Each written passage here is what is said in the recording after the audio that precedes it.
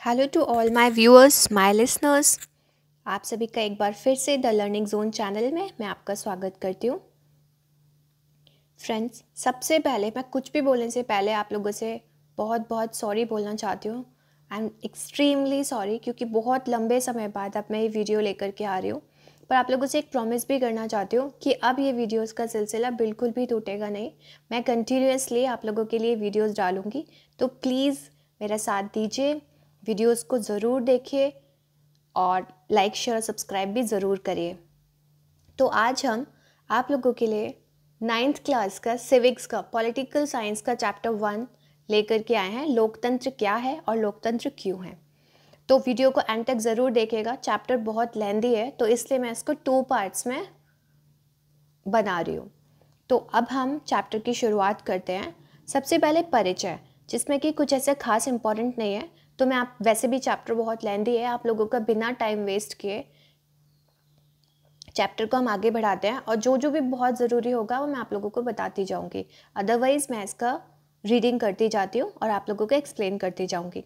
परिचय में ऐसा कुछ खास इंपॉर्टेंट नहीं है, तो हम आगे बढ़ते हैं। लोकतंत्र क्या है। अब इस चैप्टर में मैं आप लोगों को विदाउट रीडिंग मैं आप लोगों को बता देती हूँ कि इसमें क्या दिया हुआ है। कि एक क्लास है जिसमें टीचर और उसके स्टूडेंट्स का डिस्कशन चल रहा है कि लोकतंत्र क्या होता है, क्यों होता है, जो भी लोकतंत्र की बातें बताई गई हैं तो क्या वो ऐसे नहीं हो सकती। तो ये सब चीज़ें एक टीचर के साथ उसके स्टूडेंट्स डिस्कस कर रहे हैं।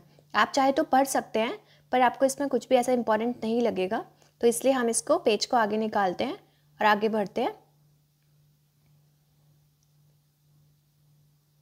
यहाँ तक लिंक दो मैडम, ये सब यहाँ तक डिस्कशन चल रहा था टीचर और उसके स्टूडेंट्स के बीच में। तो अब एक सरल परिभाषा से हम यहाँ से कंटिन्यू करते हैं। आइए उस चर्चा पर फिर से गौर करें जो खुद को लोकतांत्रिक बताने का दावा करने वाली सरकारों के बीच की समानताओं और असमानताओं से जुड़ी थी। सभी लोकतांत्रिक व्यवस्थाओं की पहचान के लिए एक बहुत ही सरल पैमाना था लोगों के पास अपनी सरकार को चुनने का अधिकार होना। अब देखिए, इसमें बताया गया है कि लोकतंत्र की सबसे एक सरल परिभाषा क्या हो सकती है। इससे पहले डिस्कशन था टीचर और उसके स्टूडेंट्स के बीच का। तो अब वो स्टूडेंट्स जो लोकतंत्र की परिभाषा वो जानते थे उस पर डिस्कशन करें कि ऐसा क्यों, ये क्यों नहीं हो सकता, वो क्यों नहीं हो सकता। तो अब उन सब चीज़ों को एक निचोड़ करके यहाँ पे एक बता रहे हैं कि एक सरल परिभाषा इसकी क्या हो सकती है। लोकतंत्र की एक बहुत सरल परिभाषा ये हो सकती है कि लोगों को अपनी सरकार चुनने का अधिकार होना। इसलिए हम एक सरल परिभाषा से शुरुआत कर सकते हैं। लोकतंत्र शासन का एक ऐसा रूप है जिसमें शासकों का चुनाव लोग करते हैं। तो लोकतंत्र शासन का एक ऐसा रूप है, एक ऐसा भाग है जिसमें लोग, जनता लोगों को शासकों का चुनाव करती है। यह एक उपयोगी शुरुआत है। यह परिभाषा बहुत स्पष्ट ढंग से लोकतांत्रिक और गैर लोकतांत्रिक शासन व्यवस्थाओं में अंतर कर देती है। तो ये जो परिभाषा है वो लोकतांत्रिक और गैर लोकतांत्रिक जो शासन व्यवस्थाएं होती है उस पर डिफरेंस क्रिएट कर सकती है। इसमें ये बताया गया है, म्यांमार के सैनिक शासकों का चुनाव लोगों ने नहीं किया।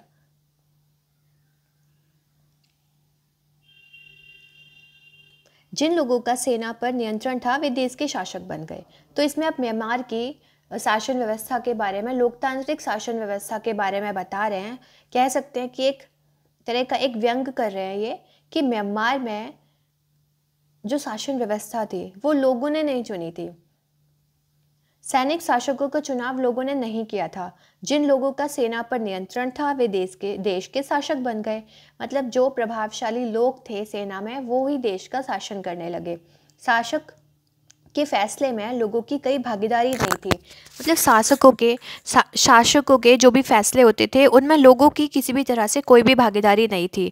किसी भी डिसीजन में लोगों का कुछ भी हस्तक्षेप नहीं था।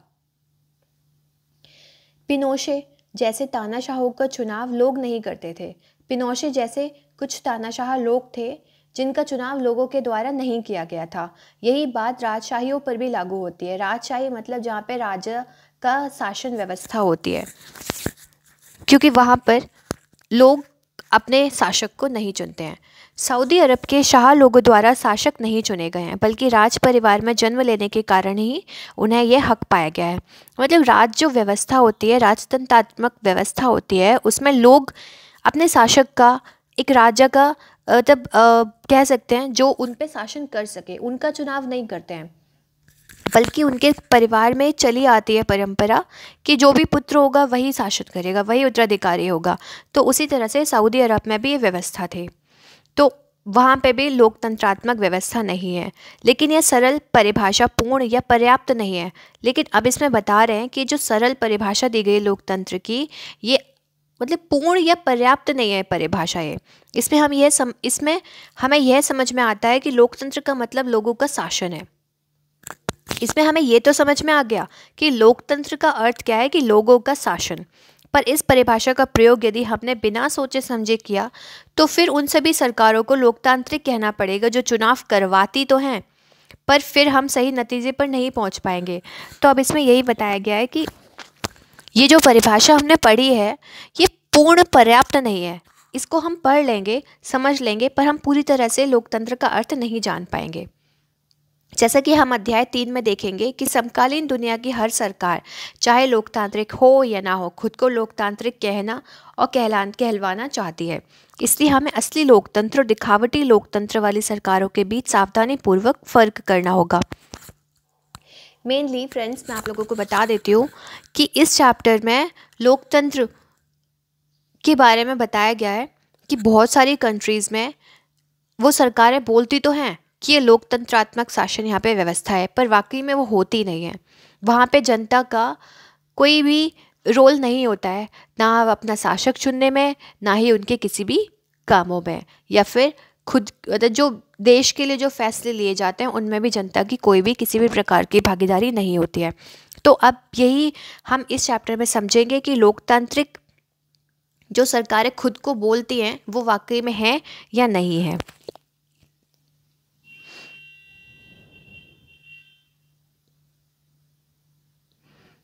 देखिए यहाँ पे डेमोक्रेसी की एक जो इमेज दी हुई है, लोकतंत्र की विशेषता है। हमने इस सरल परिभाषा की शुरुआत की है कि लोकतंत्र शासन का एक रूप है जिसमें जनता शासकों का चुनाव करती है। इससे अनेक सवाल उठ खड़े होते हैं।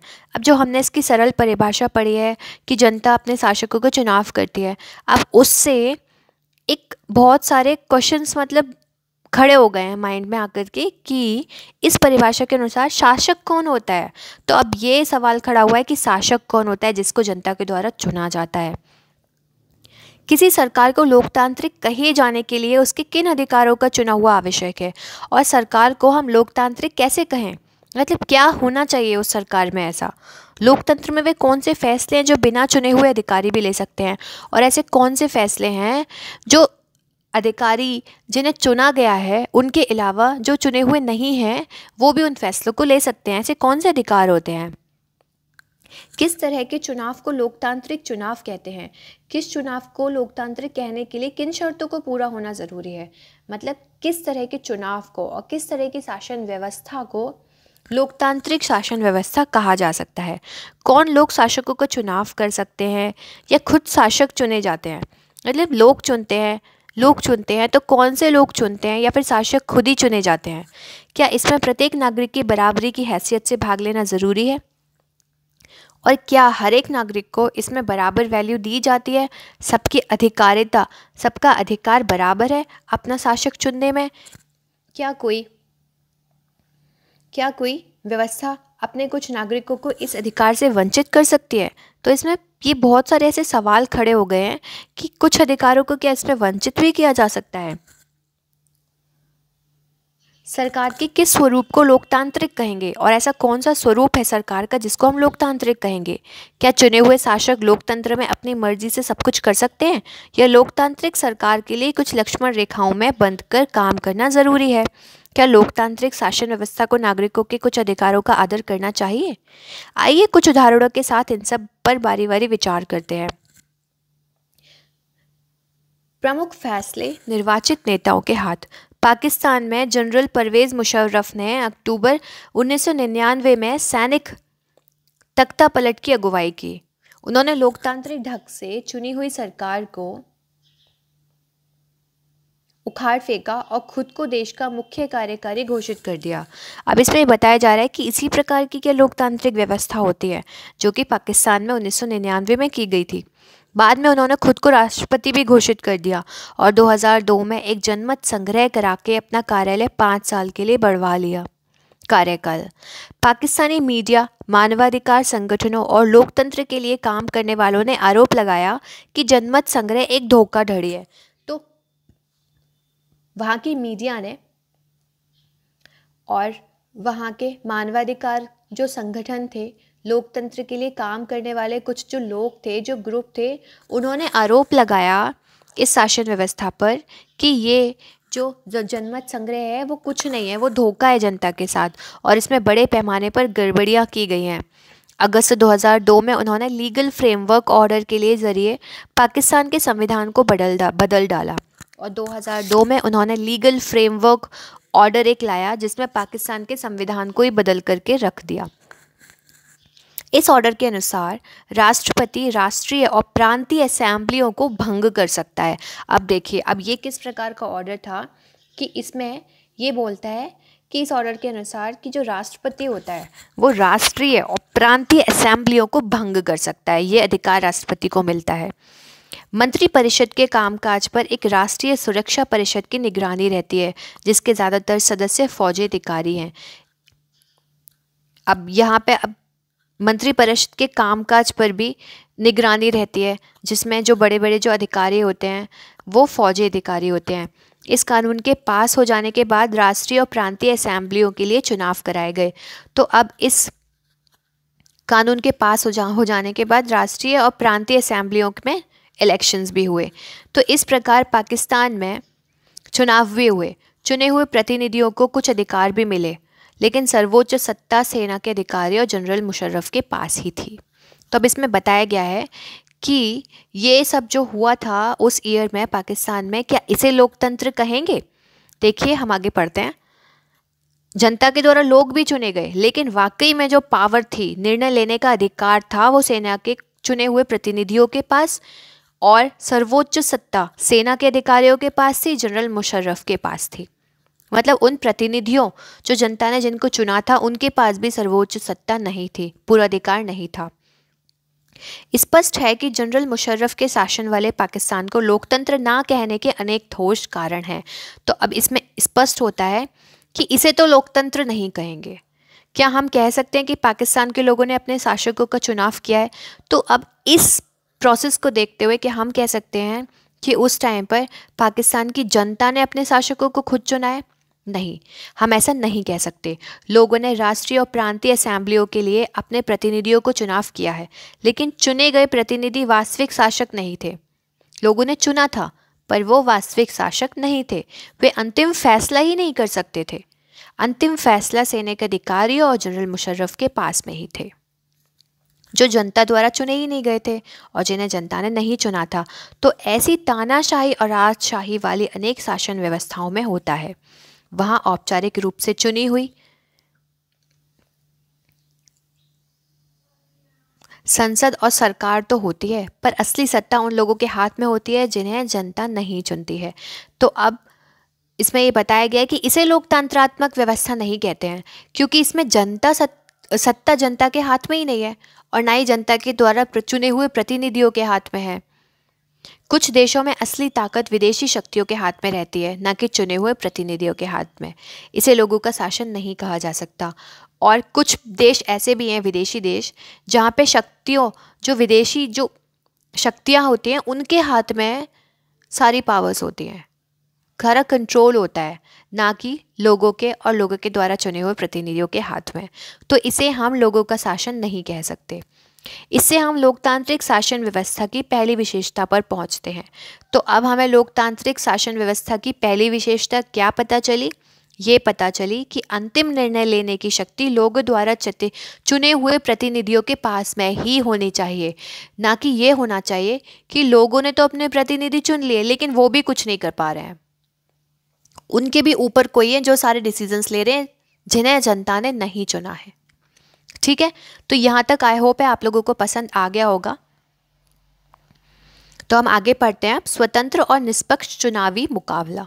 चीन की संसद को, अब फ्रेंड्स मैं आप लोगों को बताती हूँ कि इसमें इस पैरा में भी यही बताया गया है, जिस तरह के पाकिस्तान का एग्जाम्पल दिया गया है उसी तरह पे यहाँ पे चीन का भी एग्जाम्पल दिया गया है कि चीन में भी राष्ट्रपति जो थे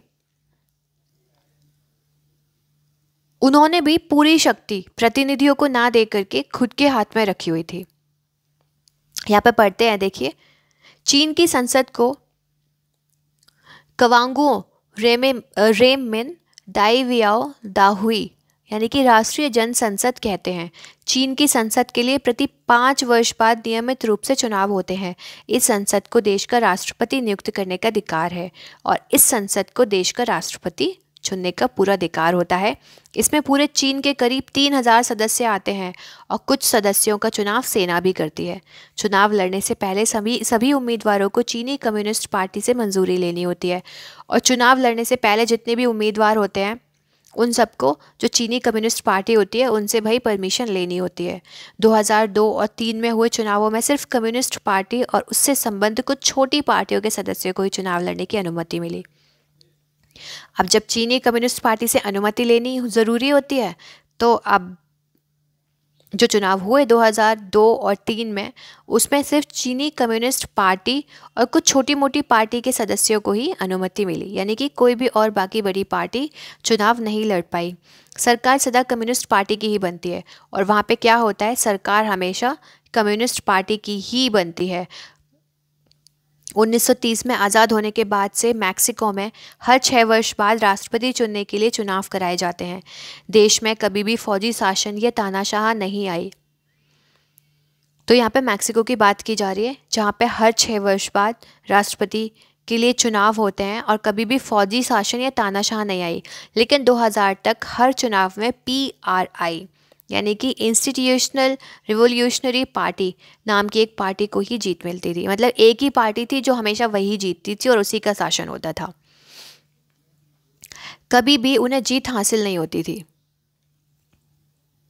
मतलब विपक्षी दल के कुछ नेता या फिर कुछ पार्टी भाग लेते थे पर कभी भी जीतते नहीं थे। वो चुनाव में तरह तरह के हथकंडे अपनाकर हर हाल में जीत हासिल करने के लिए PRI कुख्यात थी। PRI मतलब यही जो पार्टी थी, इंस्टीट्यूशनल रिवोल्यूशनरी पार्टी, मतलब जीतने के लिए किसी भी तरह के हथकंडे ये अपनाती थी। और इस पैरा में यही दिया गया है कि कोई भी जो इनका विरोध करता था उनको भी मतलब सज़ा मिलती थी, कोई भी इनका विरोध नहीं कर पाता था। मीडिया वाले जब भी विपक्षी दलों की आलोचना करते थे तो उनकी गतिविधियों को भी नज़रअंदाज कर दिया जाता था। न्यूज़पेपर्स भी होते थे, अगर उनमें सरकार विरोधी कुछ भी छप गया तो उनको भी उस चीज़ की सज़ा भुगतनी पड़ती थी। मतलब ये था वहाँ का कानून कि सरकार के खिलाफ कोई नहीं बोल सकता। जैसे हमारे देश में हमें कोई भी बात पसंद नहीं आती है तो हम आंदोलन करते हैं, विद्रोह करते हैं, विरोध कर सकते हैं। जनता अपनी बात सरकार तक पहुंचा सकती है कि भाई ये चीज़ सही है कि ये चीज़ सही नहीं है। परंतु उन कंट्रीज़ में ऐसा जनता को विरोध करने का, कहने का कोई भी अधिकार नहीं था। और कोई भी, चाहे वो मीडिया हो, न्यूज़पेपर हो, लोग हों, उनको अगर शासन विरोध करते हुए पाए जाते थे, शासक के विरुद्ध वो लोग खड़े होते थे तो उनको भी नज़रअंदाज कर दिया जाता था या फिर मतलब उनको कोई ना कोई, कह सकते हैं कि कोई ना कोई प्रॉब्लम हो क्रिएट कर दी जाती थी कि वो लोग विरोध ना कर पाएँ। तो यही सारी बातें इस पूरे पैरा में कही गई है। तो हम आगे बढ़ते हैं क्योंकि यहाँ पे सिर्फ रीडिंग ही करनी है और बाकी वही है पूरा जो मैंने आप लोगों को अभी समझाया। लोगों के सामने कोई वास्तविक और गंभीर विकल्प ही नहीं होते थे। मतलब लोग चुने तो किसे चुने क्योंकि उनके पास कोई एक अच्छा ऑप्शन ही नहीं होता था। स्वीकृत उम्मीदवारों को ही वोट देना होता था। मतलब जो उम्मीदवार खड़े हो गए वही जीतने हैं और जनता के पास कोई ऑप्शन नहीं होता था, उन्हें ही वोट देना होता था। क्या इसे हम मनपसंद चुनाव कह सकते हैं? तो क्या हम इसे कह सकते हैं कि यह वाकई में जनता की पसंद के अनुसार ही प्रतिनिधि चुन करके आ रहा है? नहीं, हम इसे नहीं कह सकते क्योंकि जनता के पास कोई दूसरा विकल्प ही नहीं होता था। किसी भी तरह से वहाँ पे जो शासक दल होते थे उन्हें पराजित किया ही नहीं जा सकता था, चाहे लोग चाहें या फिर ना चाहें। तो वहाँ पर हम कह सकते हैं कि ये लोकतंत्रात्मक शासन व्यवस्था नहीं थी, क्योंकि वहाँ पर जो चुनाव होते थे वो निष्पक्ष नहीं थे।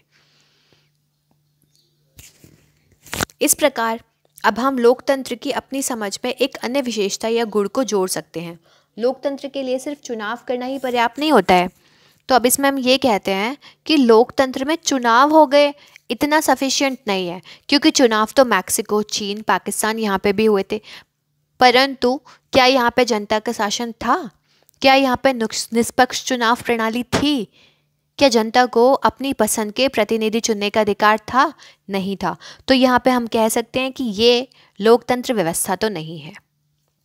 तो अब यहाँ पे जो दूसरी विशेषता निकल के आती है लोकतंत्र की, वो क्या है कि लोकतंत्र निष्पक्ष और स्वतंत्र चुनावों पर आधारित होनी चाहिए, ताकि सत्ता में बैठे लोगों के लिए जीत हार के समान अवसर हो सके। तो यहाँ पर फ्रेंड्स हम लोगों ने अब 2 विशेषताएं लोकतंत्रात्मक व्यवस्था की कर ली है। अब हम सेकेंड पार्ट में इस चैप्टर को कंप्लीट करेंगे। सो फ्रेंड्स प्लीज़ वीडियो को लाइक ज़रूर करेगा आप लोग अगर आप लोगों को पसंद आया तो, और नेक्स्ट वीडियो की जो लिंक है वो डिस्क्रिप्शन बॉक्स में दी हुई है, तो प्लीज़ आप लोग उस पर क्लिक करके सेकेंड वीडियो को भी देख सकते हैं। Thank you friends.